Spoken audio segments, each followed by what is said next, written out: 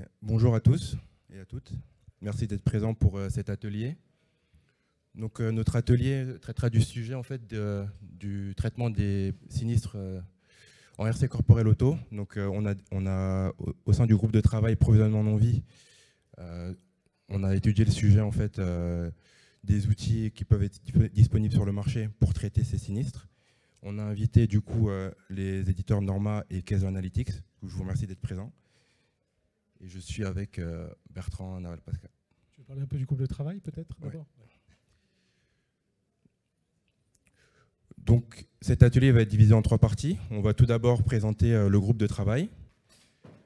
Ensuite, on présentera les travaux du groupe de travail et on laissera du coup les différentes compagnies présenter leur activité et leurs outils. Donc, le groupe de travail provisionnement non-vie, c'est un groupe constitué d'une vingtaine d'actuaires, donc de différents backgrounds et de différents niveaux d'expérience. Dans ce groupe, on étudie en fait les problématiques on va dire importantes sur le marché concernant le provisionnement. Cette année, on a publié, par exemple, au sein du sous-groupe guide de provisionnement, donc on a publié le guide de provisionnement non-vie qui a été validé par la commission IARD et qui traite du coup de l'ensemble des provisions techniques en compte French Gap. Et je vais laisser Bertrand présenter le groupe de travail provisionnement innovant. Oui, alors dans ce groupe de travail, on s'est intéressé cette année à la RC auto, responsabilité civile auto, responsabilité civile corporelle, pour être plus précis. Et nous avons essayé de rencontrer les différents éditeurs d'outils qui viennent en appui des assureurs dans le provisionnement de ces sinistres. Donc nous avons rencontré plusieurs sociétés, dont 2 sont présentes et nous les remercions et vous présenterons rapidement leurs outils. Mais nous avons également rencontré, donc ces 2 sociétés, ce sont Norma et Keslo Analytics. Nous avons également rencontré Predictis. Donc Predictis propose un outil d'aide au provisionnement en RC corporel auto dont la technologie repose essentiellement sur l'intégration et la structuration des données de jurisprudence. Et puis on a également rencontré LCA Analytics qui propose un outil qui s'appelait Predilex avant, donc qui est un outil également d'aide au provisionnement en RC corporel auto, donc qui à la fois utilise des technologies de traitement de données qui sont en libre accès, des données de jurisprudence, et qui derrière ajoute un modèle prédictif pour estimer le montant de provisionnement par poste de préjudice avec une quantification de l'incertitude. Voilà, donc voilà pour 2 outils que nous ne vous présenterons pas. Et nous allons laisser la parole tout de suite à Norma. Voilà, et donc on vous laissera vous présenter et nous présenter votre outil.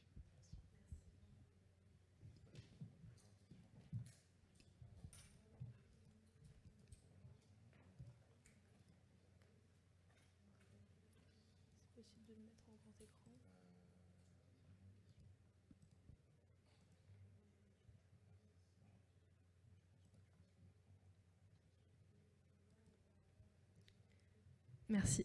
Merci beaucoup de nous accueillir aujourd'hui pour présenter le logiciel Norma.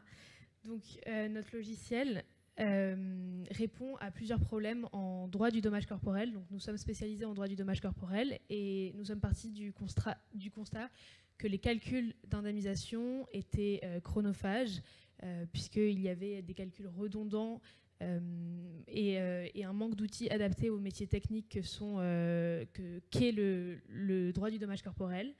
Il y a également des erreurs courantes dans la retranscription et non seulement des barèmes d'indemnisation, mais également des montants d'indemnisation. Et puis, étant donné qu'il y a un manque de standardisation, il y a une impossibilité de prévoir le montant des indemnisations. Et il n'y a pas de méthode de calcul réellement efficace pour indemniser les victimes, notamment en droit du dommage corporel et en RC auto. Donc notre solution permet à des professionnels qui calculaient à la main les montants des dommages corporels, ils les calculent désormais avec notre outil Norma. Notre objectif est de diviser par 3 le temps de calcul. Nous avons aussi permis aux professionnels qui utilisaient notre outil d'éliminer de 80 à 90% des erreurs de calcul et leur permettre de se focaliser à 100% sur leur métier, donc au métier du droit. Le logiciel Norma a d'abord été développé dans le cadre d'un comité d'indemnisation, donc le comité des victimes des essais nucléaires, dont Janine de Palmas, à ma gauche, qui travaille pour la société Norma, était médecin référent et a pensé le logiciel de calcul d'indemnisation dans le cadre de ce comité.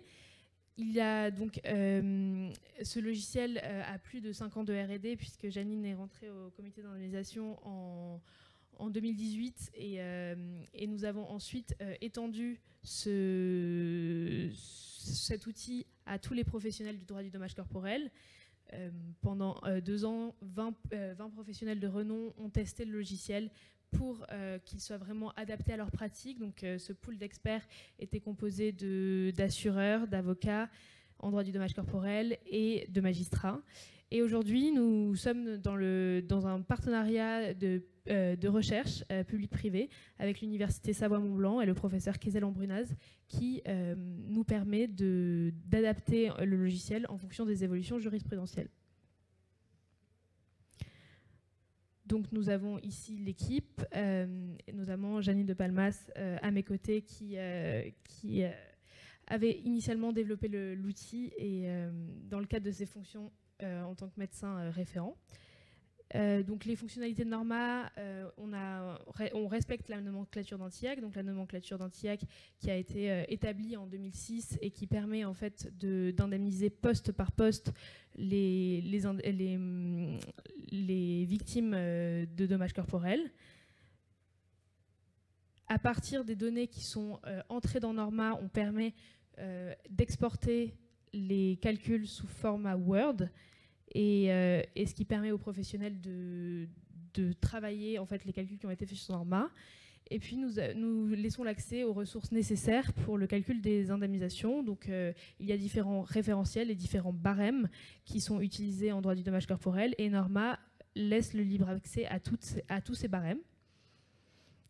Et enfin, nous fonctionnons en organisation, c'est-à-dire qu'un groupe peut avoir, donc l'administrateur d'un groupe peut avoir la vue sur tous les dossiers qui ont été traités par les membres de ce groupe, et ce qui permet en fait une meilleure communication, une justesse de l'indemnisation, puisqu'il y a des corrections qui sont faites sur l'outil et qui sont transmises d'un collaborateur à un autre. Les développements futurs que nous sommes en train de mener, donc là pour le moment le logiciel permet de calculer à partir des données qu'on a sur le logiciel, et là ce qu'on est en train de faire c'est d'importer des données existantes de nos utilisateurs pour qu'ils constituent une base de données interne sur le logiciel et qu'il y ait une production de statistiques à partir des données internes en fonction des différents postes de préjudice. Donc ça va marcher, par exemple, on va pouvoir faire des recherches avancées, on va pouvoir mettre des critères qui correspondent à certains types de dommages, et on va pouvoir sortir des statistiques qui prennent en compte les critères. Donc par exemple, un accident de la circulation qui a donné lieu à un trauma crânien.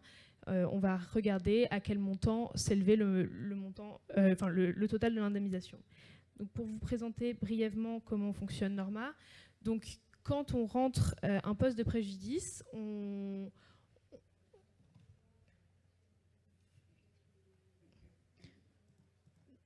donc là sur ce compte il n'y a qu'une victime, mais les victimes sont en général classées par dossier, et ce qui permet en fait de faire des provisionnements et des liquidations pour chaque victime. Le professionnel du droit rentre le résumé de l'affaire, la date de l'expertise, la date de liquidation, et puis peut calculer à partir des données qu'il a les provisions. Donc on est vraiment sur une approche casuistique. On rentre des montants à partir des faits générateurs. Donc par exemple pour les pertes de gains, on calcule le revenu de référence, Et à partir de ce revenu de référence, on va calculer les pertes de gains professionnels de la victime. Donc on est vraiment là, on est sur des pertes de gains professionnels actuelles, mais on peut également capitaliser ces pertes de gains professionnels pour savoir quelles seront les pertes de gains professionnels futures. Donc, après avoir calculé une perte de gain annuelle qui correspond à la différence entre le revenu de référence et les revenus qui ont été touchés pendant la période suite à l'accident, on peut capitaliser selon les différents barèmes de capitalisation et décider si on capitalise selon un viager ou si on capitalise à une date du dernier arrérage. Là, en l'occurrence, on était dans le cas d'un sportif de haut niveau qui avait subi une amputation de la jambe suite à un accident de la circulation. Et donc, on a mis la date au dernier arrérage à 50 ans, puisqu'il aurait arrêté de travailler à 50 ans. Et il était militaire, donc par exemple, on va calculer tous les prothèses et le renouvellement des prothèses dont il aurait eu besoin, dont il aura besoin dans le temps pour continuer ses activités de militaire. Et ensuite, on capitalise ces dépenses dans le futur et on permet de savoir ce qui revient de droit à la victime et ce qui revient au tiers payeur. Et donc, on a ainsi fait le provisionnement d'un dommage en RC auto. Voilà, merci beaucoup. N'hésitez pas si vous avez la moindre question. Oui, donc on a un petit peu de temps pour les questions. Donc si vous avez des questions. Oui, bon. Bonjour, merci pour la présentation. Juste pour bien comprendre, vous avez parlé de statistiques multi-assureurs, si j'ai bien compris. Oui. Donc en gros, ça veut dire que tous vos clients sont d'accord pour partager les données? Non, c'est pas ça? Non, c'est au sein d'une compagnie d'assurance, il y a un import des données. Et à partir de ces données, on fait des statistiques uniquement pour la compagnie d'assurance, mais on n'a pas de mutualisation des données. On a une clause avec nos clients qui ne nous permet pas de faire ça. Mais par exemple, pour un actuaire qui a énormément de données, on peut importer ces données. Et à partir de ces données, on peut classifier donc, de la sorte les différents dossiers, donc, avec les montants de chaque poste de préjudice, et faire des statistiques sur les postes de préjudice en question. Pour l'assureur spécifique, d'accord. Okay. En fait, cette question vient d'emblée. Dès qu'on a montré Norma pour la première fois à un assureur, il a voulu acheter toutes les données du CIVEN. Le CIVEN, c'est le comité d'indemnisation des essais nucléaires, parce que c'était un cas de figure très particulier, c'était des cancers qui duraient donc des indemnisations assez lourdes, avec un temps de procédure très long. Et on s'aperçoit bien que tous ceux qui s'intéressent aux statistiques aimeraient avoir toutes les données du monde au niveau transactionnel, au lieu d'attendre la jurisprudence. Mais Norma ne le fait pas, ne le fera pas. Ils travaillent client par client et les clients travaillent dossier par dossier et cumulent leurs dossiers, mais que les leurs. Merci.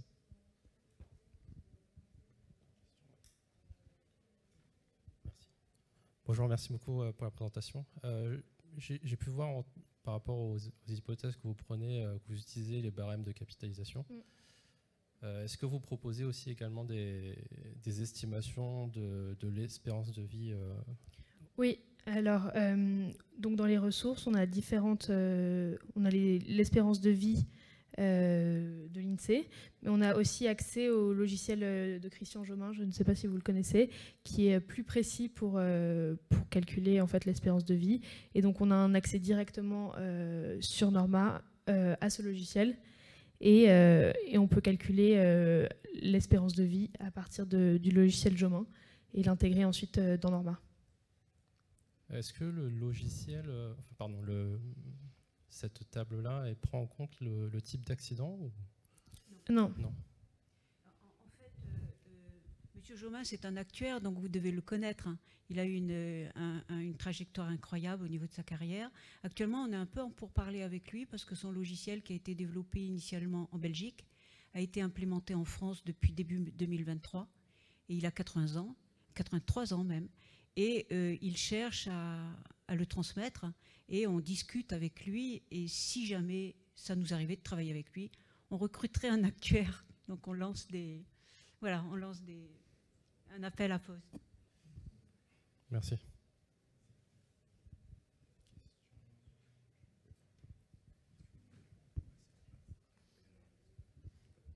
Merci beaucoup pour la présentation qui était très riche. J'ai une question sur... Alors, j'entends que les statistiques pourraient être intégrées par la suite, mais plutôt sur les sensibilités aux hypothèses, que ce soit barème, que ce soit indexation, que ce soit actualisation. Est-ce que l'outil ou la solution permet, par exemple, sur un ensemble de portefeuilles, de jouer avec les éléments autour des hypothèses clés phares sur chacun des postes de préjudice associés? Alors, donc là, on est plutôt sur une approche casuistique, donc c'est sur chaque cas qu'on va jouer sur les hypothèses, et donc en un clic, en fait, on peut changer de barème, mais on peut aussi, par exemple, pour les revalorisations, choisir si on veut le faire selon les IPC annuels ou mensuels pour les frais divers. Pour tout ce qui est perte de gains professionnels, on peut choisir entre revaloriser au SMIC ou selon l'IPC, mais c'est vraiment une approche pour le moment casuistique, et en fait ça permet aux professionnels en un clic de regarder, parce qu'à chaque fois le montant s'affiche en bas du poste, mais il s'affiche aussi ici, donc vous avez le montant total, et en faisant varier des paramètres, vous pouvez voir à combien s'élève le montant total.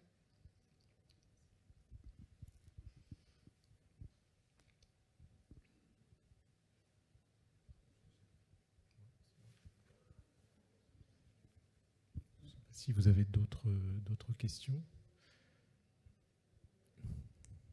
Est-ce que vous voulez rajouter un élément ou sinon moi, c'est bon. Merci beaucoup de nous avoir écoutés. Et en tout cas, si vous voulez prendre nos coordonnées, vous pouvez... on peut vous laisser notre carte. Et si vous voulez regarder comment l'outil peut être utilisé par vos services, on serait ravis de vous le présenter plus en détail avec une démonstration. Merci beaucoup. Merci.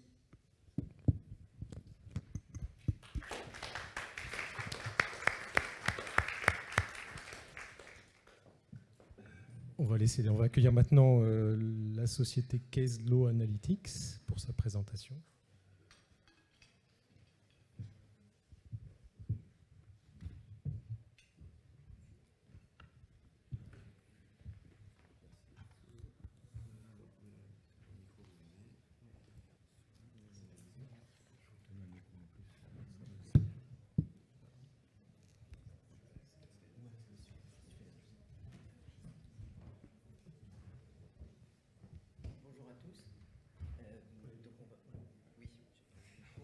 Ce sera mieux, vous m'entendez mieux? Oui, bonjour. Donc voici Tito Henrit, qui est le responsable commercial chez Case Law Analytics, et je suis moi-même Jacques Léviviel, le fondateur de cette société. Voilà, et donc on va vous présenter rapidement ce qu'on fait chez Case Law. Je vais commencer par présenter un peu la société et ensuite notre logiciel. Voilà, alors est-ce que je sais comment ça marche? Non, pas vraiment. On va passer comme ça. Alors, Case Law Analytics, au début, c'est pas une entreprise, c'est un projet de recherche. J'ai fait l'essentiel de ma carrière à l'INRIA en tant que directeur de recherche. Ma spécialité, c'est de faire des modèles mathématiques pour des phénomènes fondamentalement incertains, c'est-à-dire des phénomènes dans lesquels le hasard joue un rôle important, mais plus que ça, il est constitutif du phénomène. Si on enlève le hasard, on n'a plus le phénomène. Et donc en discutant, alors j'ai appliqué ça à plein de domaines qui sont très souvent travaillé avec des actuaires, avec des banquiers, des assureurs, mais c'est des phénomènes qu'on voit évidemment en finance. Hein. La plupart des mouvements boursiers existent parce qu'il y a un aléa, mais qu'on voit aussi en physiologie et qu'on voit en droit. Hein. Donc je me suis aperçu ça en discutant avec un de mes meilleurs amis, Jérôme Dupré, qui est magistrat, qui m'a fait prendre conscience du fait que quand les gens vont au tribunal, la plupart du temps, c'est parce qu'ils ne savent pas ce que le juge va décider. Si on savait à l'avance ce que le juge va décider, ben on n'irait pas, on réglerait l'affaire comme ça. Ce n'est pas le cas de toutes les procédures, hein, évidemment. Des fois, on est obligé d'y aller, au pénal par exemple, ou il y a d'autres raisons pour lesquelles on y va, mais assez souvent, c'est quand même une majorité, des cas où on va au tribunal parce qu'on ne sait pas ce que le juge va décider. Donc c'est fondamentalement incertain, parce que s'il n'y avait pas d'aléa, il n'y aurait pas de jugement non plus. Voilà, donc c'est exactement le genre de phénomène que j'ai étudié dans ma carrière. Donc voilà, donc quand Jérôme Dupré m'a fait prendre conscience de ça, il est venu travailler avec moi à l'INRIA pendant 2 ans, et on a adapté les modèles que j'avais développés avant pour quantifier l'aléa judiciaire, ou pour tenter de le faire en tout cas. Voilà, je vous présente rapidement la société. Donc aujourd'hui, on est une vingtaine. On a surtout des juristes chez Questions Éthiques, puisqu'on a besoin de spécialistes de chaque domaine du droit. Et donc notre pôle juridique est piloté par Loïc Belley, qui est président du tribunal de commerce de Nantes. Voilà, on a évidemment aussi des mathématiciens qui font les modèles d'IA, et puis d'autres fonctions support et de web développement. Voilà, donc je vais passer un peu assez vite sur notre écosystème, qui est soit tech, soit aussi droit. Hein. Donc on a par exemple des relations privilégiées avec le barreau de Paris, le barreau des Hauts-de-Seine et les commissaires de justice ex-huissiers. Voilà. Et donc on va développer des produits, dont je vais vous montrer celui qui a trait au préjudice corporel. Une particularité chez Questions Éthiques, c'est qu'on fait pratiquement que développement, c'est-à-dire qu'à chaque fois qu'on développe un nouveau produit, donc un produit, c'est quelque chose qui va nous permettre de quantifier l'aléa dans un domaine donné du droit. On le fait avec un des meilleurs spécialistes du domaine. Donc, par exemple, sur le préjudice corporel, au début, c'était un des premiers modules qu'on a développé, en tout cas qu'on a co-développé, et ça a été co-développé avec Allianz. Ensuite, on a fait des déclinaisons, par exemple avec AXA, pour une version allemande. Hein, donc on a un préjudice corporel Deutschland.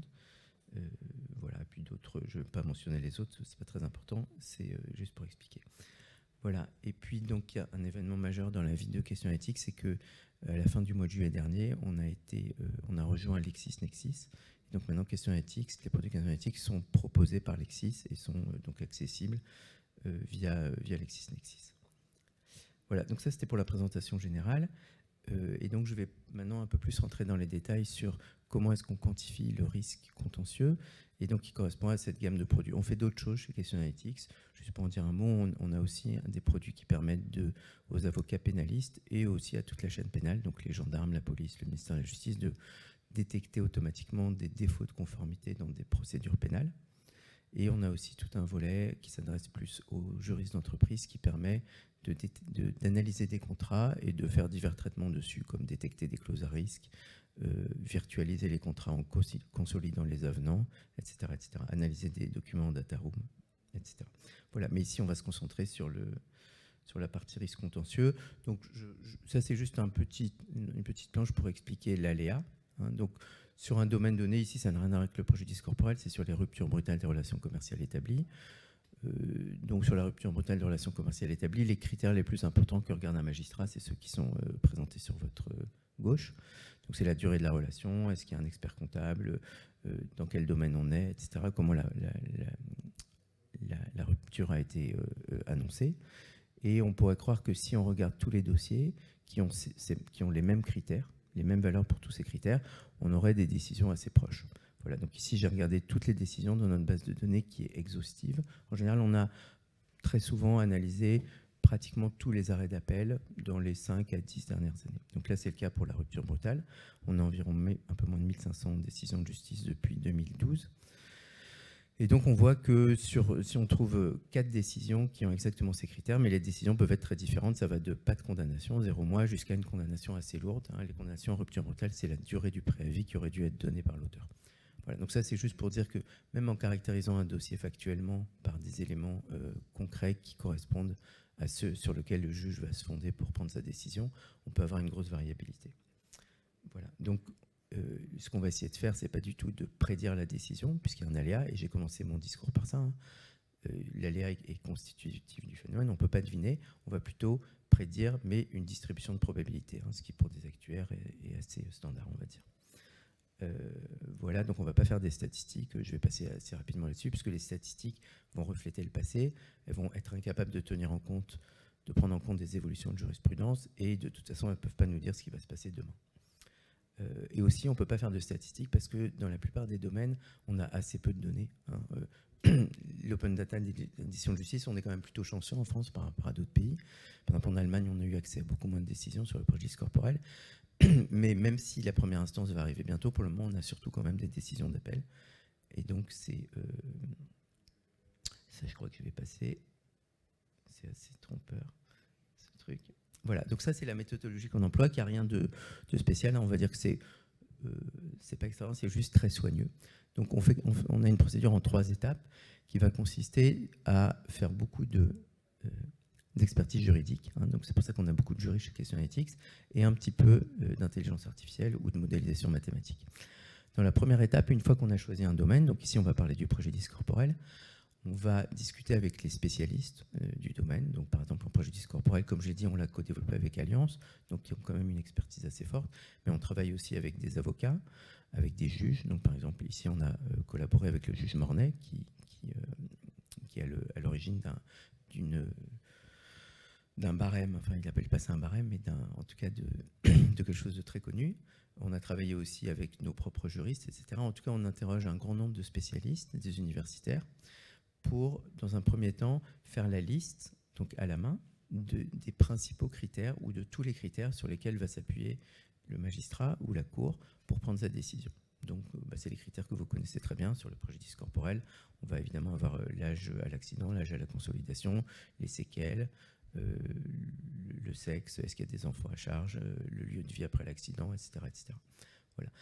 Suivant les modules, donc suivant les domaines du droit, on peut avoir un petit nombre de critères.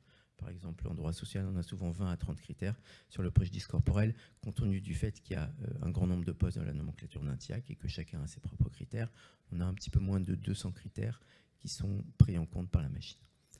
Voilà, donc ça c'est la première étape. Et donc, comme vous voyez, c'est une étape purement humaine et juridique. Donc, c'est des experts qui vont nous dire qu'est-ce qu'il faut regarder sur le domaine considéré, donc ici le préjudice corporel. Dans la deuxième étape, on va analyser toute la jurisprudence qu'on peut trouver. Donc ça va être essentiellement des arrêts d'appel. On a aussi des décisions de première instance qui sont fournies par nos clients, donc en particulier des assureurs. La plupart des gros assureurs sont clients de Case Analytics. Et donc les analyser, ça veut dire, on fait ça à la main. Donc on a des juristes, donc qui ne sont pas là des hyper spécialistes, mais souvent des étudiants en master dans ce domaine, qui vont lire les décisions une par une et noter la valeur de tous les critères. Donc ils vont lire toutes les décisions et noter les 180 critères. Alors pour une décision donnée, c'est rare qu'il y ait les 180 critères qui soient renseignés parce qu'il y a rarement tous les postes qui interviennent, heureusement, mais ils vont noter tous les critères d'intérêt dans la décision. Donc ça constitue notre base de données. Et sur le préjudice corporel, en France, on a environ 8000 décisions d'appel, plus un certain nombre de décisions de première instance qui ont été analysées. Voilà, donc c'est depuis à peu près 2016, je crois 2015 ou 2016. Voilà, cette deuxième étape, donc, comme vous voyez, elle est aussi manuelle. Donc, elle est faite par des juristes qui vont lire les décisions une par une. Et dans la troisième étape, c'est là que les mathématiciens commencent à travailler. On va faire un modèle d'IA, donc un modèle mathématique qui va essayer de deviner à partir des critères. Hein. Donc, pour chaque décision, j'ai une sorte de tableau Excel, hein, si vous voulez. Chaque colonne, c'est un critère. Âge à la consolidation, âge à l'accident, séquelles, etc. Et la dernière colonne, c'est le montant de l'indemnisation qui a été décidé par la Cour d'appel. Le but du modèle, c'est, à partir de ces critères en entrée, donc qui vont être mes critères d'entrée, de deviner la décision qui a été prise. Voilà, et donc ça, ce ne serait pas très difficile, mais il faut tenir compte du fait, c'est ce que j'ai dit depuis le début, qu'il y a un gros aléa, et donc pour un jeu de critères, il n'y a pas une décision qu'il faudrait deviner, sinon ça voudrait dire que c'est la machine qui décide quel est le montant, et on sait que si on va avec le même dossier à la Cour d'appel d'Aix-en-Provence et de Lyon, on n'aura pas du tout le même montant, c'est bien connu. Voilà, donc même si on tient compte de la Cour, il reste un aléa. Donc il faut deviner quelle est la distribution de probabilité pour ces critères. Ça, c'est un petit peu plus compliqué parce qu'on n'a pas assez de données en fait. Avec 200 critères, j'ai jamais 2 fois la même ligne sur ma base de données. J'ai 8000 lignes et 200 critères, je ne trouve jamais 2 fois la même ligne. Donc si j'avais pour une ligne donnée, c'est-à-dire pour un jeu de critères, un grand nombre de décisions, des techniques classiques d'estimation de probabilité fonctionneraient. Là, je n'ai pas puisque j'ai un seul échantillon. Voilà, donc c'est là qu'on a un savoir-faire unique chez Question Analytics. Voilà. Donc, qu'est-ce que ça permet de faire ? On va donc prédire la distribution de probabilité. Et donc, après, on va faire ce que font les actuaires, c'est manipuler ces distributions. Par exemple, pour le préjudice corporel, le premier élément, il n'est pas très pertinent, mais c'est plutôt les quantums qui vont nous intéresser. Donc, je vais vous montrer concrètement à quoi ça ressemble. Comme on a un modèle mathématique et pas des statistiques, on peut dire dans tel dossier, voilà les critères qui ont joué le plus dans un sens ou dans un autre, donc pour monter le quantum ou le diminuer. Et donc, éventuellement, insister là-dessus si on est un avocat ou un assureur pour essayer d'influencer la Cour.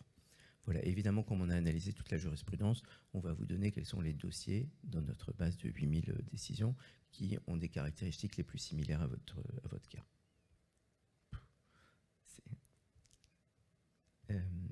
Voilà, donc ça, je vais passer là-dessus. Alors, je vais très bientôt passer une démonstration. Un des usages principaux de Questionnalytics, donc c'est un modèle mathématique. Et donc, qu'est-ce qu'on fait avec des modèles? On peut faire des simulations. Donc, sur votre ordinateur, vous avez une sorte de laboratoire qui vous permet de faire ce que font souvent les actuaires, c'est de changer les hypothèses du modèle et de voir ce qui se passe. Donc, par exemple, on est capable de retrouver un effet qui est assez connu des actuaires, ou des assureurs en tout cas, c'est que le montant de l'indemnisation qu'ils vont proposer en cas de procès, hein, si on va au tribunal ou à la cour d'appel, le montant qu'ils vont proposer joue un rôle assez significatif sur le montant qui va être décidé par le juge.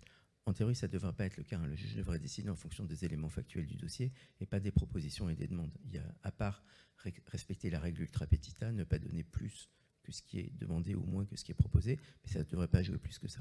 Or, les assureurs savent très bien que si, par exemple, ils proposent un montant trop faible, souvent, ils vont être condamnés à payer un montant plus élevé. Ça, c'est ce que le modèle mathématique permet de vérifier. Ici, vous avez une courbe noire qui est le montant moyen donné par les juges sur un dossier réel au titre du TFP. Voilà, donc ça, c'est la vraie décision qui a été du juge. Et ça, cette courbe noire, c'est le montant moyen qui est prédit par Questionnalytics en fonction de la proposition de l'assureur. La victime avait demandé 17 500 €. Si l'assureur propose 0, il est condamné à payer environ 15 000 €. S'il a été assez intelligent pour proposer autour de 8 000 €, l'indemnisation moyenne qu'il devra payer est plus faible. Voilà, je vais passer peut-être rapidement à une démonstration. Ah. C'était là? Non, c'était pas là. Ah, il faut que je revienne sur celle-là. Celle-là. Ah oui, c'était un autre onglet. D'accord, pardon, merci. Alors, bonjour Louis-Stéphane. Oui. Voilà, donc Questionnalytics, ça se présente comme ça. On commence par choisir son domaine du droit. Mais là, je vais vous montrer directement une requête exemple. Hop. Voilà, donc là, on a le préjudice corporel. Est-ce que vous avez enregistré le mot de passe ou pas? Alors, on a été déconnecté entre-temps. Excusez-nous.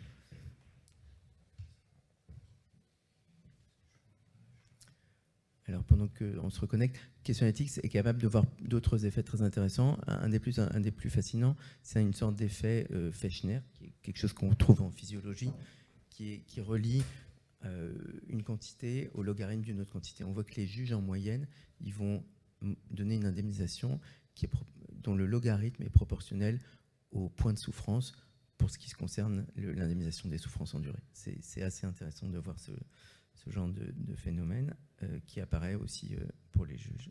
Alors, en fait, est-ce que je peux manipuler avec ça? Ça sera mieux. Oh. Je suis désolé, je ne suis pas très agile avec cette souris. Voilà. On va y arriver.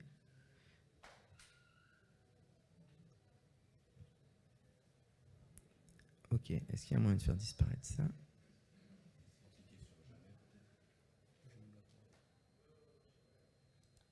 Voilà. Alors, je vous montre très rapidement comment ça se présente. Donc, on commence par remplir son formulaire. Ici, on dit dans quelle juridiction on est, ou si on ne veut pas spécifier la juridiction, on peut dire toute ville confondue. Voilà, donc ici, on est à Aix-en-Provence.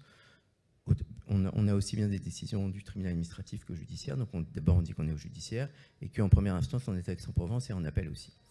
On mentionne aussi si l'avocat qui défend la victime est un avocat spécialiste en préjudice corporel, parce que ça fait quand même une différence significative sur les montants d'indemnisation qui vont être décidés. Voilà. Ensuite, on va décrire la victime, donc son âge à la date de l'accident, son genre, son âge à la consolidation, son activité avant le sinistre, après le sinistre, le lieu de l'accident, etc. Je ne vais pas faire tous les critères, comme je l'ai dit, il y en a 200. Mais on va décrire ici, par exemple, les séquelles. Hein. Donc, on a un certain nombre de séquelles qui sont considérées. Voilà. Une fois qu'on a décrit l'environnement général de la victime, on va passer au poste de préjudice direct et indirect, selon la nomenclature d'un TILAC. Hein. Donc, rien de vraiment spécial. Donc on commence par donner le taux de DFP permanent, éventuellement la composante psychologique, et puis ensuite on va remplir poste par poste. Donc si un poste n'est pas considéré, par exemple ici le DFT, on ne l'a pas coché. Par contre, on a mis les souffrances en durée, donc on va donner les points de souffrance donnés par l'expert, le montant qui est proposé, le montant qui est demandé, et puis etc. pour tous les postes. Une fois qu'on a fait ça, donc on n'a pas modélisé tous les postes. On a certains, on n'a pas assez de données pour que le modèle fonctionne bien, et d'autres où il y a peu d'aléas et où c'est très factuel. Par exemple, sur les frais de logement, notre approche n'a pas d'intérêt. Une fois qu'on a rempli tout ça, voilà, donc c'est la même chose pour tous les postes. On clique sur simuler sans décision, et donc ce qu'on a fait, c'est ce que je vous expliquais dans le transparent un peu plus haut, c'est qu'on a modélisé la manière dont les magistrats raisonnent en tenant compte de l'aléa. Donc on va présenter, par exemple, je vais prendre peu importe, ici je suis sur le poste de l'incidence professionnelle. On va dire pour ce dossier que vous avez rempli, les montants d'indemnisation vont aller de 13 500 à 34 000. Voilà, donc il y a une fourchette très large, mais ça reflète un aléa. Notre but, ce n'est pas de réduire l'aléa, notre but, c'est simplement de le refléter. Donc sur ce dossier, si vous allez, ce que dit la machine, en gros, c'est que si vous alliez 100 fois à la cour d'appel d'Aix-en-Provence, vous pourriez avoir des montants qui vont entre ces deux fourchettes-là. Le montant le plus probable, ce serait autour de 17 000 €, mais ça n'arrive que dans 17% des cas. Le deuxième montant le plus probable, il est là, etc. Voilà, donc ça, c'est l'histogramme des montants. Là, c'est sous forme de value at risk, qui est plus intéressant pour un assureur. Donc, il va provisionner son risque, mettons, à 50% ou à 80% ou à 90%. Et donc, s'il veut provisionner à 90%, on va lui dire voilà ce qu'il faut provisionner. Ça lui permet aussi de savoir s'il a intérêt à faire appel. Pareil pour la victime. Si en première instance, vous avez obtenu ce montant, vous savez qu'il y a 60% de chances d'obtenir plus en appel. Donc, on a intérêt à aller en appel. Et donc, on a ça pour chaque poste. Et on a aussi une représentation de la jurisprudence, donc qui est sous forme de disque et qui va vous présenter les dossiers les plus proches, en termes factuels, de vos critères, du dossier que vous étiez en train de présenter. Voilà, je crois que j'étais un peu long, mais on a fini. Est-ce que vous avez des questions ?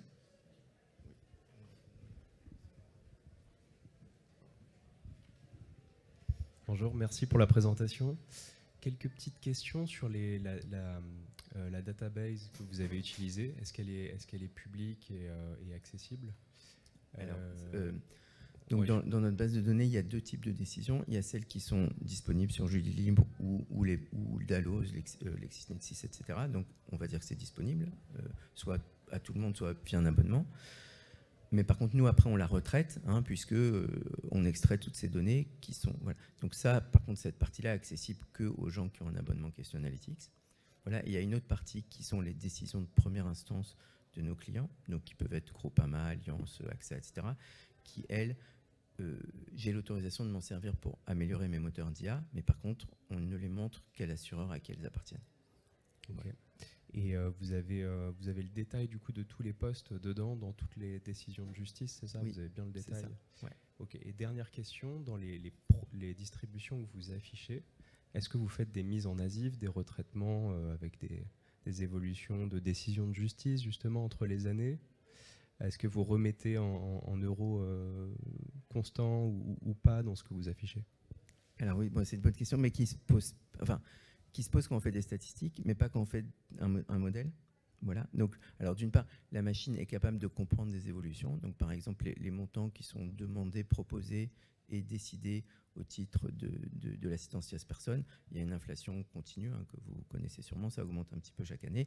Donc, comme la machine, je lui pondère les décisions quand elle fait son apprentissage par l'année. Donc elle comprend, quand il y a des évolutions assez simples comme ça, elle comprend que ça évolue. Donc quand vous rentrez un dossier maintenant, elle vous donnera le montant qui arriverait aujourd'hui, pas dans un an, mais aujourd'hui. Voilà. Et puis, l'histoire des euros constants, puisqu'en fait, nous, on apprend des relations mathématiques, donc automatiquement, c'est pris en compte. Ok, merci.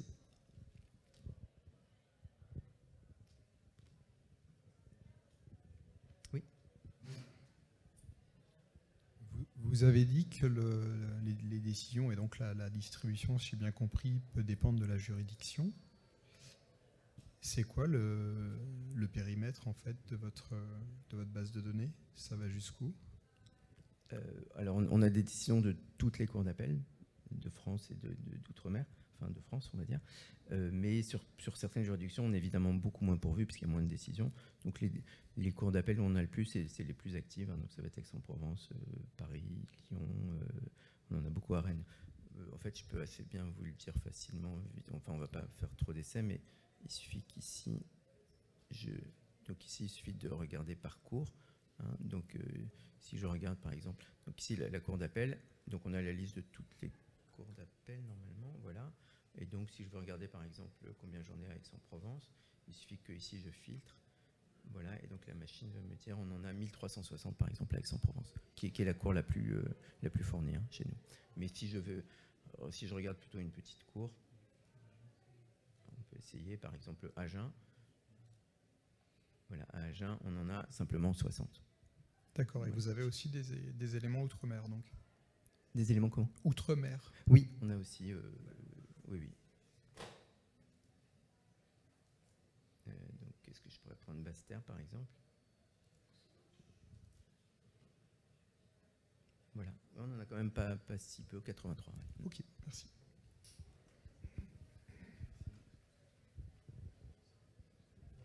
Tu avais une question?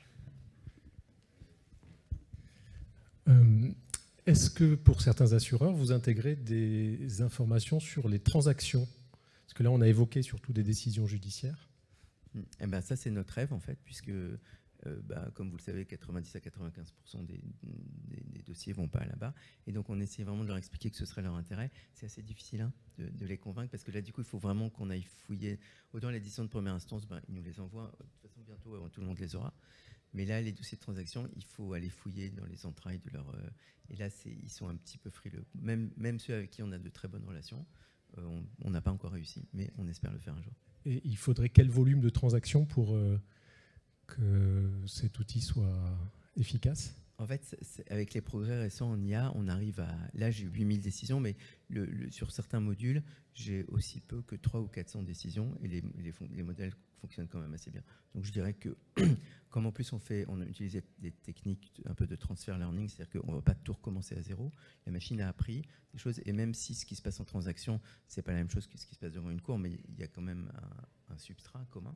Voilà, donc je pense qu'avec moins d'1 millier de décisions pour un assureur donné, on pourrait faire quelque chose de très utile pour lui. Et là, dans l'application pratique par les assureurs, dans l'utilisation pratique, est-ce que vous observez un seuil à partir duquel l'outil est vraiment utilisé et en dessous duquel, sur les montants, l'outil est moins utilisé? Alors oui, ça dépend vraiment des assureurs en fait. Donc il y en a certains qui l'utilisent systématiquement pour tous les dossiers. Donc on voit des dizaines de requêtes tous les jours.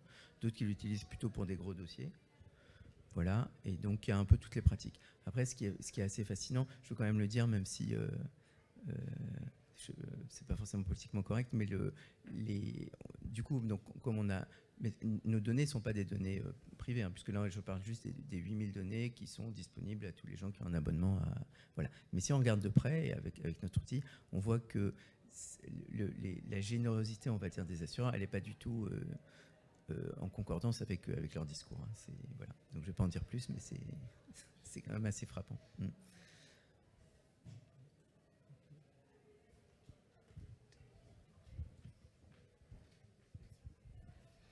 Et est-ce que votre outil permet, ou est-ce que vous avez des demandes pour pouvoir faire des études globales? Je pense notamment à la rédaction de l'ORSA, par exemple, qui permet de mesurer le risque, puisque vous mesurez une distribution, ça pourrait comme ça, a priori, être intéressant.